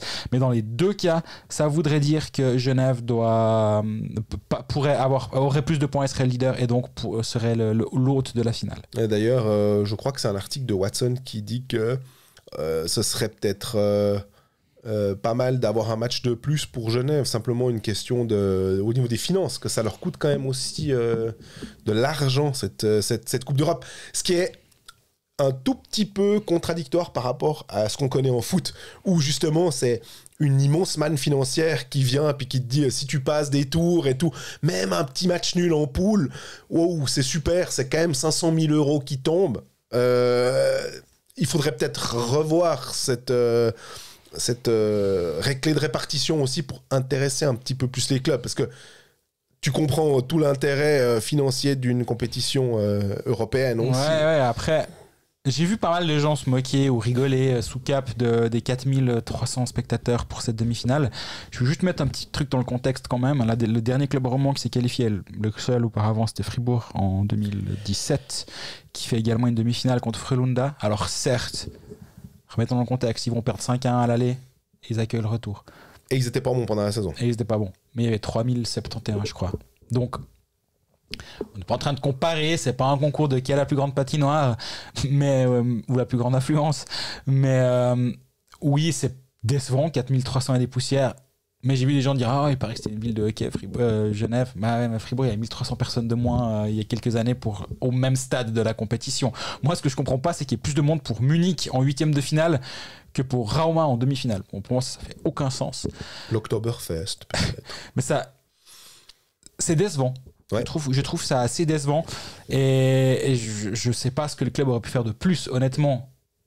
Donner des billets, mais au bout d'un moment, tu le dis, ça leur coûte de l'argent. Voilà. C'est demi-prix pour les abonnés, ce qui est déjà un joli geste. Et que faire de plus? Moi, je rigolais, mais en fait, pour moi, j'aurais dit, en fait, si on a la finale à la maison, tous ceux qui avaient un billet pour la demi ont accès prioritaire au billet pour la finale. Comme ça, il n'y a pas l'aspect supporter événementiel qui se réveille 3 jours avant la finale, qui font qui a des billets, qui a des billets. Je suis sûr que pour le match 7 de la mais sur finale, Ricardo, c'est 150 francs maintenant. voilà. Tandis que je pense que le match 7 contre Bienne à la maison, il y avait du monde pour venir à ce match-là. Donc ils étaient où ces gens-là? Des publics. Je suis pas en train de critiquer le public genevois. Je pense qu'il y en a dans tous les clubs des gens comme ça. On est bien d'accord. Mais c'est vrai que c'est un challenge d'intéresser les gens, et pourtant c'est un hockey de très haut niveau. Ouais. C'est la meilleure compétition de club en Europe. Mais il y a 4300 spectateurs pour ce match contre Roma à domicile, et c'est assez décevant. Je me disais, si tu te fais même une demi-finale, mais une finale, je sais pas, Genève-Fribourg, ou un match pour déterminer une place en play-in entre Genève et Fribourg, dernier match, 52e journée. Honnêtement, je pense qu'il y a... Après, tu me diras, oui, il y a les abonnés, mais même, l'engouement serait peut-être plus grand pour un dernier match de saison régulière que pour un match de Coupe d'Europe. J'ai l'impression que en Suisse, il y a quand même ce côté, en tout cas, de hockey. On en parlait beaucoup avec un de mes anciens collègues qui me disait le côté... Le football se regarde très souvent quand tu es suisse, tu regardes automatiquement vers l'étranger. Mm-hmm. Automatiquement. T'as forcément un club, que ce soit en Angleterre, que ce soit en Espagne, que ce soit en Italie, en Allemagne, qui est ton club favori. Parce que si tu regardes, parce que la Champions League, tu la regardes depuis la Coupe d'Europe, tu la regardes depuis que t'es né. À peu de choses près, si t'aimes le sport et le foot. Le hockey, tu vas regarder, t'es supporter de Langnau, tu veux voir Langnau, tu t'en fies. Puis te battre, Berne, c'est super. Et puis d'aller montrer que t'as battu Lugano, tu vas montrer au Zurich, c'est Richto, on est meilleur qu'eux. Et ça crée un côté un peu où t'as une vision plus communautaire de plus de ta ville à toi, ta région, plus que de regarder ailleurs. Ouais, puis si on se met à l'inverse, la Suisse c'est quand même un championnat de pointe en hockey. Moins en foot. Voilà, puis on va pas faire des comparaisons débiles, mais si t'es Manchester United ou Manchester City, puis tu joues un match de Ligue des Champions contre le champion de République tchèque, ou si le samedi d'après tu joues contre Newcastle ou contre Liverpool en championnat, c'est lequel des deux matchs qui va être le plus intéressant? Bien sûr.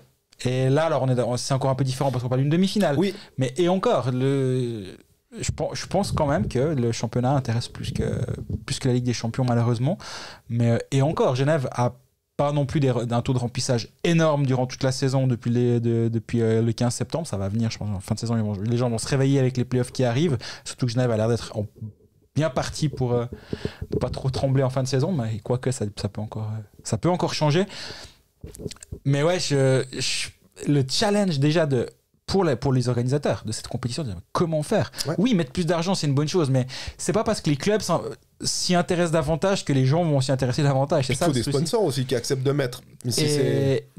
Août l'année passée, Genève a dit mais nous on va la jouer à fond cette compétition. Si on est qualifié pour la Ligue des Champions, on y va pour la gagner.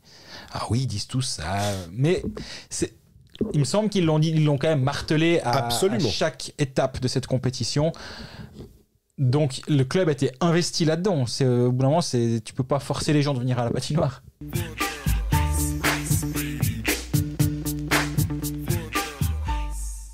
Bon, on a fait long sur les premières équipes. On va aller un poil plus vite. À moins que tu nous sortes un truc incroyable et dont on doit discuter 15 minutes. Non, mais je me dis, avec l'équipe que j'ai mis en 6, il va falloir en parler parce qu'on a une question aussi. Avec plaisir. J'ai mis Davos. Ouais. J'ai l'impression que c'est un peu Davos, Del Curto, mais mais à Davos, c'est comme s'il y avait pas une obligation de faire du beau jeu, mais on est offensif plutôt. C'est pas tellement un club qui va jouer hyper défensif, hyper structuré. C'est plutôt on patine, on va vite. Déjà il y a Matej Stransky, ça fait quand même toujours plaisir de voir Matej Stransky. Il y a Enzo Corvi, c'est pas à toi que je vais dire que ça fait plaisir de voir jouer Enzo Corvi. Surtout en ce moment, il commence à aller mieux. Hein. Mais Dominique Egli, il y a quand même 2-3 joueurs assez chouettes à voir jouer. Ils ont remporté la Coupe Spengler, tu y étais d'ailleurs. Et puis pendant la finale, il s'est passé un événement assez spécial. C'est notre ami Josh Holden, le coach de Davos, qui a agrippé Thomas Jurko, si je dis pas de bêtises, son attaquant, qui n'est d'ailleurs plus là. Non, il est parti à Omsk. Il avait déjà d'ailleurs signé là-bas, mais il faisait encore la Coupe Spengler. Voilà, il lui a dit maintenant... Mais ça prouve que le gars était...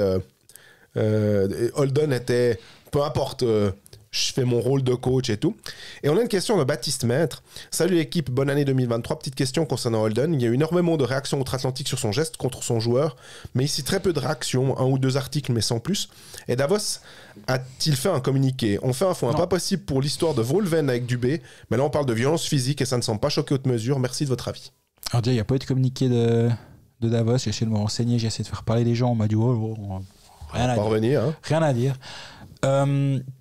C'est vrai qu'il y a eu plus de réactions en Amérique du Nord qu'ici. Ici, moi, je l'ai dit très, très honnêtement dans ma newsletter la semaine passée, j'ai pas d'avis sur cette situation. Dans le sens où, d'un côté, je pense qu'il a franchi une ligne, à savoir il a touché son joueur. Exactement. Et en même temps, il lui a pas envoyé un pain non plus. Il l'a un peu agrippé. Puis, en fait, l'autre l'a pas vraiment écouté. Il l'a agrippé. Puis c'est un peu presque dans le moment un peu où il discutait. Puis en gros, il lui disait pas...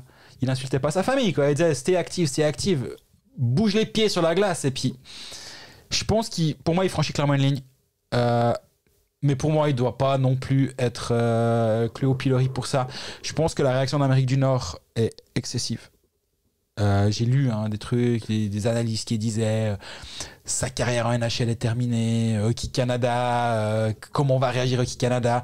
Déjà, est-ce que Hockey Canada peut pas gérer ses propres histoires avant de vouloir venir mettre son nez dans celle du Hockey Club Davos? Commençons peut-être par là. Et c'est ce que j'ai écrit d'ailleurs la semaine passée. Je pense que si vraiment cette histoire-là fait que Hockey Canada prend des mesures contre Josh Holden pour à l'avenir ne plus le mettre comme...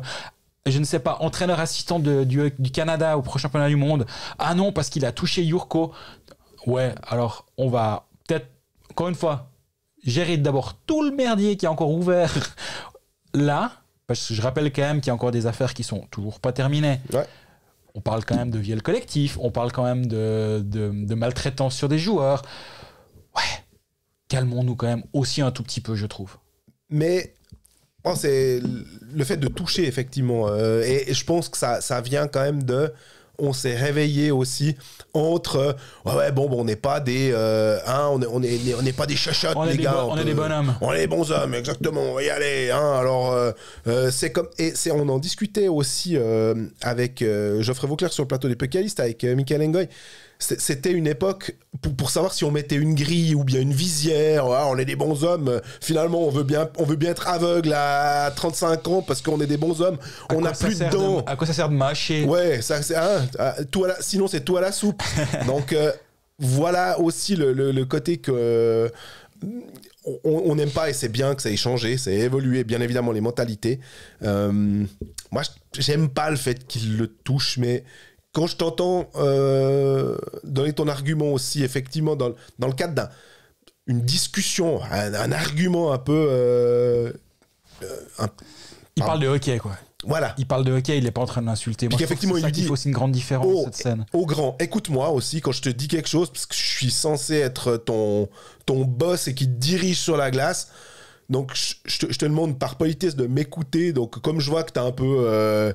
t'as un peu l'oreille en disant oh, ouais, je suis bien dans ta tête, t'es en train de te demander bon alors à Omsk, est-ce que je vais être à l'hôtel tel et tel, voilà, c'était ça qui fait que mais pour revenir Davos, j'aime bien voir jouer. Ouais, moi ils étaient un poil plus bas dans mon classement, mais parce que je sais pas, c'est pas une équipe qui m'enflamme. Non. Mais à la fois, ça devient de moins en moins le cas. Hein. On baisse dans nos classements respectifs.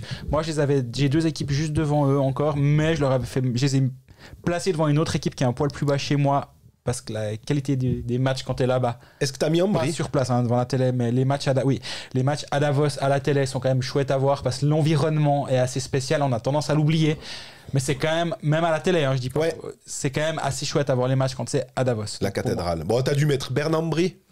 Non. J'ai ma prochaine équipe. Je peux choisir. Ouais. Choisis. Moi, ma prochaine équipe, ça va être Bienne. Ok.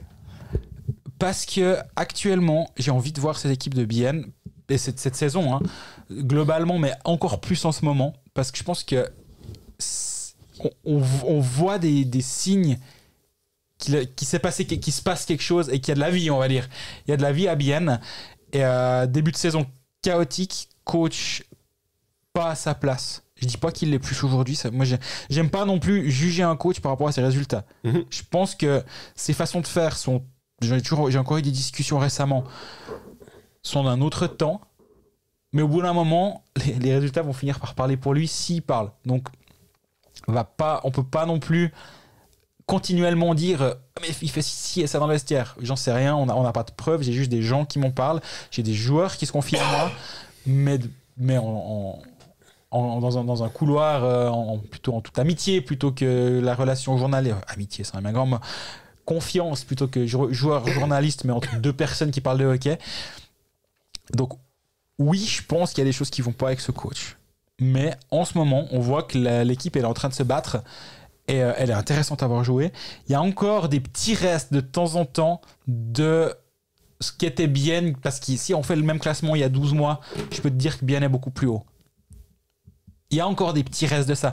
Il y a encore des flashs de temps en temps.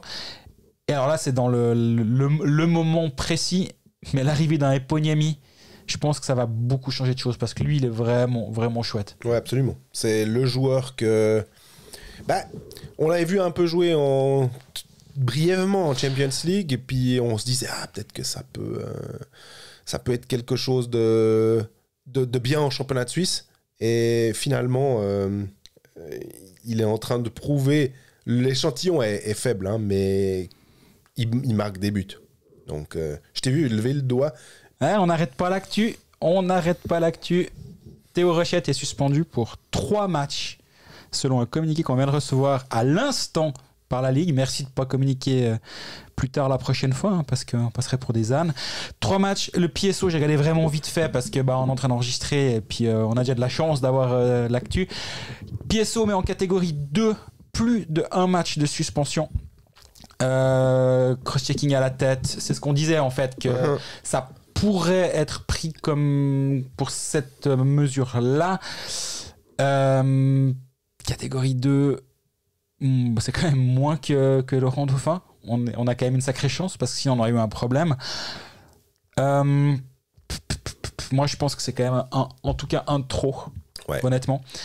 J'ai aussi lu en diagonale le rapport du juge unique et le fait qu'il n'ait pas de passif fait qu'il n'y a pas eu d'aggravement de la sanction.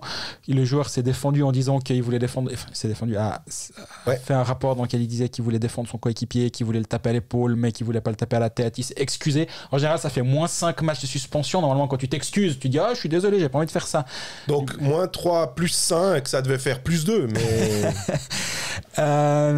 Les arguments ont été il a fait une prise de position. Le juge unique a suivi le PSO et lui a mis 3 matchs de suspension. Je pense que c'est un de trop. Ouais. Puis là pour le coup il suit, puis des fois il suit pas pour faire pour Dauphin. Enfin ouais, je sais pas, je trouve que c'est vraiment dommage. Enfin, on avait Dauphin à 4 et Rochette à 3. Et comme tu disais dans la section où on parlait de ce coup, avant qu'on sache, tout est biaisé par cette par Dauphin, en fait. Ouais, c'est ça. Et on a l'impression que c'est chaque année pareil, qu'à un moment, il y aura une sanction qui va pas. Ouais, parce qu'on n'est pas en train de comparer la faute. Hein. On n'est pas en train de dire celle de Dauphin, c'est comme ça. Regarde, Dauphin, il a mis sa canne dentelle en 42 degrés, l'autre c'est 48. C'est dire, si on fait, encore une fois, une échelle de gravité, est-ce que vraiment le geste de Rochette ne vaut qu'un match de moins que celui de Dauphin? Pour moi, la réponse est non. Voilà. On continue. Notre classement, mais là, classement. on va dans tous les sens. C'est magnifique. Moi, j'avais mis... tu as dit bien, hein. Je voulais juste voir. Ouais, on parlait d'Eponiemi. Derung Sazug, on l'a dit, je crois. Hein. Oui. On avait une question sur Olofsson. Quelqu'un nous a demandé, alors il disait que c'était pour son HM. Qu'est-ce qu'il en est de Olofsson? Il est malade. J'ai essayé de me renseigner s'il était vraiment malade ou s'il était malade avec les guillemets. Mm-hmm. On m'a dit il est malade. Je dis bon, ok. À la fin du match, je suis allé poser la question à Matikainen contre Ajoa, à la fin du match contre Ajoa, où Bien a délibérément joué avec 5 étrangers alors qu'ils en ont plus. Ouais. Avec Bouckaert qui ne jouait pas et Olofsson a annoncé malade. Et le coach m'a dit on a été excellent la veille à Cloton, gagné 4-0. Je vois pas pourquoi je changerais mon équipe qui a été si bonne la veille. C'est à ceux qui sont pas là de mériter une place, mais si ceux qui sont là méritent de la garder, il n'y a pas de raison qu'ils ne la gardent pas. J'entends tout à fait l'argumentaire. Par contre, j'ai pas la réponse si Olofsson c'est un problème ou pas. Et Jérémy Berchi, invité des pécalistes lundi, qui remplaçait Grossman et qui a prolongé pour 2 ans. Jérémy Berchi. Peut-être qu'il pourra avoir une place plus importante à l'avenir. Je sais bien. C'est un joueur que j'aime bien. Ouais. Je pense que ça fait un moment qu'on le suit, hein, les deux, parce qu'on nous disait le plus grand bien de ce joueur. Et j'espère qu'il va pouvoir avoir un rôle un peu plus en valeur. Est-ce que, par exemple, Kunti n'est pas un vieux, hein, mais il est de 89, il est sujet aux blessures. Est-ce que finalement, de pouvoir tout d'un coup confier une ligne un peu plus offensive à un Jérémy Berchi, ça pourrait être quelque chose d'intéressant, lui donner des responsabilités sur un powerplay, pourquoi pas, une deuxième unité. Mm-hmm. Je me dis que à garder dans un coin de la tête, en tout cas, et cette signature me fait penser que ça pourrait être le cas. Sinon, à toi. Je te propose qu'on accélère un peu, oui. Parce que sinon on va faire une... Bon, toi, t'avais mis bien. Moi, j'avais mis Bern Ambry. Dans quel ordre? J'avais mis Bern 7, Ambry 8. Et Ambry, parce qu'il se passe toujours quelque chose... C'est-à-dire qu'il gagne pas mal de matchs après prolongation, en revenant. J'aime pas parler du cœur léventin, mais c'est vrai que Tchereda a réussi à créer quelque chose. Je crois que l'année passée, c'était une équipe qui était pas forcément... Les joueurs n'avaient pas forcément beaucoup de plaisir à jouer, il s'est un peu remis en question, qu'ils ont plus de plaisir à jouer cette saison. Ils ont une sacrée force offensive. On en pense ce qu'on veut. Hein. On en a déjà parlé de Formenton, par exemple. Ouais, parlons du joueur. Mais Formenton, Heim, Spacek, Dauphin, Pestonitz, Verga... Enfin, ils ont quand même des Burgler. Ils ont des joueurs qui sont chouettes à avoir joué. Ils ont un Virtanen qui marche aussi. Alors là, je pense aussi à HM, du feu de Dieu. Je crois que j'ai jamais de joueur d'Ambry dans mon équipe Hockey Manager. Ouais. Juste Pezzulo dans une de mes équipes. Voilà. Mais à part ça, j'ai l'impression que c'est une équipe que je ne considère jamais. Ouais. Je dis pas que j'ai raison, hein, mais c'est comme ça. Bon, parce qu'il n'y a plus Kubalik, par exemple. Voilà. À l'époque de Kubalik, tu considérais. Donc Ambry pour toi, moi j'enchaîne sur Berne pour la simple et bonne raison que Dominique Cahoun est un joueur extraordinaire et qu'on a une chance folle de l'avoir dans ce championnat. À toi. on enchaîne. Bon, après, alors, on est sur les 4 derniers, vu que j'avais mis Lugano 9, mais j'avais mis bien 10 en me disant que je pouvais les voir plus haut étant donné les derniers matchs. Et en 11, j'ai mis Langnau. Ouais. Moi, j'ai Cloton avant. Ah, moi, je les ai mis 14, Cloton. Parce qu'il ne m'intéresse vraiment pas. Je dis pas que Langnau, c'est beaucoup plus intéressant, mais il y a quand même Sarjärvi, Sarela, il y a 2-3 jeunes Finlandais, ou jeunes, on se comprend, qui sont un peu plus électrisants à voir jouer. Charlin fait une super saison, mais je vais pas regarder un match pour Charlin, on est bien d'accord. Non. Voilà. Alors, vu que moi je vais pas en parler, Langnau c'était ma dernière équipe. Ouais. Si tu regardes un match à la télé à Langnau, t'as l'impression d'avoir les méta-télé en 96. Oui. C'est pénible. J'ai aucun plaisir à voir un match là-bas. Donc un match sur 2 de Langnau va être pénible à voir. Sur la glace, dès que la première ligne sort, t'attends qu'elle revienne. Oui. Et je trouve ça un peu long. Moi, j'ai aucun plaisir à voir Langnau jouer. J'ai beaucoup plus de plaisir à voir Cloten. Parce que je pense qu'il y a plus de joueurs un peu plus chouettes de temps en temps qui peuvent faire quelque chose. Rien qu'un Reinbacher derrière, voir un futur joueur de NHL se développer en Suisse, je trouve ça chouette. Eng, on en a beaucoup parlé à ce podcast. Donc moi, j'avais Cloten avant, donc c'est pour ça que je le prends maintenant. On a beaucoup parlé de Eng. Oyamaki Altonen, je suis obligé de me dire que je me suis complètement planté. Je me suis planté. Ils sont pas au niveau que j'imaginais les voir. Surtout Oyamaki, parce qu'Altonen... il fait une superbe saison l'année passée. Mais le duo n'est pas ce que j'espérais. Je rappelle que dans une de mes équipes, je les avais à Hockey Manager et c'était une belle erreur. Comme quoi on peut faire une bonne saison en se plantant pareillement au début. Mais le reste, c'est un peu moyen, ouais. Et juste derrière, j'avais Zurich. Moi, j'avais Zurich, mon 11 avec où je m'ennuie. Et puis il nous reste Ajoie et Rapperswil. Tu prends qui?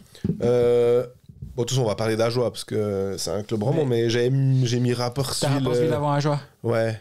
Mais c'est vraiment parce que j'ai envie de dire, pour te paraphraser, parce que Roman Chervenka, mais cette année, Roman Chervenka, c'est compliqué. Hein. Ouais. Surtout qu'il est blessé un peu. Moi, j'ai mis Ajoie avant. Malgré. Parce que ta patinoire, malgré la patinoire, j'ai quand même plus de plaisir à voir Ajoie que Rapperswil. J'adore Nico Duner, mais il me fait pas allumer la télé, lui, parce qu'il fait beaucoup d'autres choses qui sont précieuses mais qui sont pas là pour faire plaisir aux téléspectateurs. Ajoie, par contre, c'est quand même une équipe il y a une sorte de puissance offensive au niveau d'Ajoie, évidemment, mais il y a quand même plein de petits éléments qui font que Ajoie peut être intéressant. L'arrivée de Timashov, très séduisant depuis qu'il est à Ajoie. Chouette article que tu avais fait d'ailleurs. Merci. Pour ceux qui veulent le lire, ils peuvent le retrouver sur Blick, quoi. Exactement. Tu as fait un peu ouvrir son album souvenir. Exactement, j'ai pris des vieilles photos de lui, puis je lui ai dit, raconte-moi ta carrière, qui est quand même, il a 27 ans, mais il est déjà passé par beaucoup d'endroits, là, il vient d'arriver à Ajoie. Et, tu le vois rester, tu le vois intéresser d'autres clubs suisses? Oui, absolument, alors. Je le vois tout à fait intéressé d'autres clubs suisses. Il a montré qu'il est capable de jouer dans cette ligue. Et il y a lui qui est là. Il y a l'arrivée de Ken Sopa qu'on trouve chouette aussi, qu'on peut le voir se développer gentiment. Les attaquants étrangers sont quand même intéressants. Ezan, il fait une super coupe Spengler. Preuve que il n'est pas juste là pour produire à Ajoie, mais il est capable de jouer à ce niveau-là. Moi, j'ai plus de plaisir à voir Ajoie que Rapperswil. Gauthier marche bien en ce moment aussi. Odette top scorer qui se mange, je l'ai juste mentionné contre Seteri là. Ça aussi ça change. Hein. Est-ce que je me suis dit quand il rate ça, je me suis dit ok, est-ce que justement est-ce que si Daniel Odette réussissait ce genre de face à face, il serait pas à Ajoie? Je me suis posé c'est une bonne question. Parce qu'à Lausanne il y avait des flashs où on se disait mais non mais c'est quand même un vrai joueur de hockey. Puis tout d'un coup il manquait de constance, de trucs, et je me suis dit est-ce que ça fait partie finalement du package de Daniel Odette finalement. J'ai encore noté 2 choses parce que c'est 2 noms qui sont intervenus pendant la pause cette nouvelle année. C'est Janne Kuokkanen qu'on connaît bien du côté en Suisse, puisqu'il avait joué une année avec Fribourg, c'était la saison dernière d'ailleurs. Hein. Cette année il est reparti en Suède. À Malmö, ouais. Où il a à peu près une trentaine de points, il a pas un peu moins d'1 point par match, plus d'assists que de points, si je dis pas de bêtises. Plus d'assists que de buts. Plus d'assists que de buts. Ouais, merci. C'est pas de souci. Il a 31 points en 32 matchs, 11 buts, 20 passes. Et le nom est revenu avec... et de nouveau lié au championnat de Suisse. Ouais, pas convaincu par cette rumeur. Je dis pas que ça va pas se faire, et peut-être même que ça va se faire, mais j'arrive pas à être emballé par ce nom. Il fait une très mauvaise saison à Fribourg par rapport à ce qu'on était en droit d'en attendre. Un joueur qui vient en disant je viens faire qu'une année, alors ce qui était le cas, mais pas pour partir en NHL. Il fait 42 matchs, 31 points, 10 buts, 21 passes. Statistiquement, c'est pas mauvais, mais il a quand même été envoyé en tribune quelques fois. Leadership pas fou. Fribourg a décidé de ne pas le conserver, mais je pense qu'ils ont totalement bien fait. Peut-être qu'ailleurs, il revient et ça peut tout à fait fonctionner. Ça reste un joueur ultra talentueux. Quand il arrive à Fribourg, j'étais assez convaincu du joueur. Après une saison, je me dis, j'ai plus de flags, disons. Mais ce ce qu'il fait à Malmö, est-ce qu'ils sont là un peu pour dire bon, ok, il a une mauvaise saison à Fribourg, est-ce qu'il se plaisait pas là-bas? Est-ce que dans le vestiaire ça n'allait pas? Est-ce que la ville ne lui convenait pas? La vie en Suisse, j'en sais rien. Est-ce qu'il a envie de revenir en Suisse après? Bah ouais, est-ce qu'il a mûri depuis, c'était du coup début d'année, enfin depuis l'année d'avant. Ouais. Ça, je pense que c'est un pari. C'est Lausanne qui a été annoncé en rumeur potentielle pour le faire venir. J'ai l'impression que c'est les Suédois, c'est comme pour toi avec Ajoa, ils foutent tout le monde à Lausanne. Il y a un autre nom là. Vas-y. Utanen. Qui est un jeune joueur de 20-21 ans, ultra talentueux, qui enchaîne les points en Finlande. De ce qu'on me dit, c'est très probable qu'il aille en Suède, mais si un club suisse se réveille, il peut le signer. C'est pas le genre de profil qu'on prend en Suisse, j'ai l'impression. Non, parce que ou alors à Langnau. Ouais. Non, mais comme Sarré là, comme des fois on se disait waouh, dis donc, tu regardes le nombre de points qu'il met, puis tu dis waouh. Puis après tu dis mais pourquoi à Langnau? Ouais, mais finalement à Langnau, il a du powerplay, il joue, il a pas de pression, c'est un jeune. Tandis que là, s'il arrive, puis on dit ah ouais, il a marqué une pellée de points à la Suomela, sauf qu'ils ont pas le même âge. Suomela, il peut potentiellement gérer le fait qu'il est considéré comme la tête de gondole. Oui. Si Utanen a 21 ans, tu le considères comme la tête de gondole, puis ça marche pas, on va dire, mais dis donc, on l'a signé, machin, puis il fout pas un point, enfin, il fait pas 1 point par match ou 2 points par match, qu'est-ce qui se passe? Ça, c'est le risque dans un club qui a un peu plus d'ambition. Ouais, absolument. C'est comme si on imaginait je sais pas, au hasard, un Pestoni qui enchaîne les points en Brie puis qui se tire à Zurich. Ouais. Là, tu vas dans une équipe où on attendra plus de toi. T'es plus le petit jeune du club. T'es pas le premier au village, t'es dernier à la ville. Qu'il est en Finlande, c'est le jeune dans le club. Certes, il est ultra bon, mais ça reste un Finlandais dans un club finlandais. Là, c'est un étranger. Et c'est quand même différent. Tu peux en parler avec beaucoup d'étrangers qui sont venus en Suisse. Ce statut-là, cette pression qu'on te met, parce que tu dois produire quand t'es un étranger en Suisse, c'est peu importe tout ce que tu vas faire juste, si les points sont pas là, tu vas être critiqué. Et faut être solide quand même pour encaisser ça. Je vois plus Kuokkanen venir en Suisse et à Lausanne que Utanen, pas à choix, dans ce que je crois comprendre de la situation. Ça veut pas dire que je sais que l'un des deux est fait. Et on a l'impression aussi que ça fait toujours bien de lâcher un club suisse le nom, bien dire un club suisse est intéressé.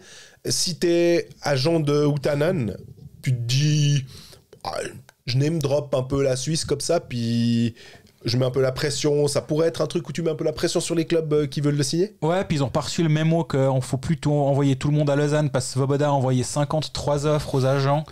Il faut juste leur faire passer le mémo qu'il faut arrêter de dire tout le temps Lausanne, puis ça va aller. Non, là j'ironise, à part ça, je remets pas du tout. Alors ils nous écoutent pas, j'imagine. Je remets pas du tout en question les rumeurs qui viennent de Suède en l'occurrence. Mais c'est vrai que ça faisait un petit peu réchauffer de l'air Svoboda, où pour le coup, c'était vrai à part ça. Moi, j'ai des confirmations et j'ai parlé avec des gens qui m'expliquaient concrètement comment il y avait une vingtaine d'offres en même temps qui étaient envoyées à peu près toute la ligue. Ça s'est vraiment passé comme ça. On a vécu, et je pense que ce que moi j'écris, ce qui commence à sortir depuis, 10%. Mais maximum de tout ce qui s'est passé. Et un jour, il faudrait écrire un livre sur tout ce qui s'est passé là-bas. Ce serait extraordinaire et j'adorerais l'écrire celui-là.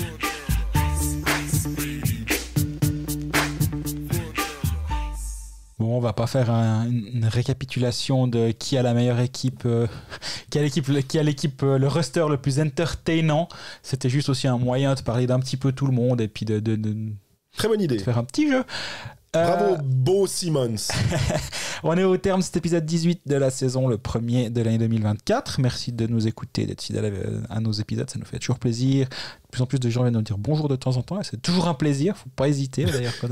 À Fribourg d'ailleurs, l'autre jour, il y a quelqu'un qui nous a dit ça m'a soufflé. Je réécoute les anciens épisodes. Et il a eu le bon goût de pas nous dire et les conneries que vous avez dit. Non, c'est pas vrai. Merci beaucoup, en tout cas, c'est un plaisir. Et on est disponible pour toutes vos questions d'ici la semaine prochaine. Peut-être épisode décalé en raison de mon retour de Finlande en fin de journée. Distance, ou à distance. À voir. D'ici là, prenez soin de vous. Abonnez-vous à nos différents réseaux sociaux sur Spotify pour recevoir la notification quand l'épisode est en ligne. Et à la semaine prochaine. À bientôt.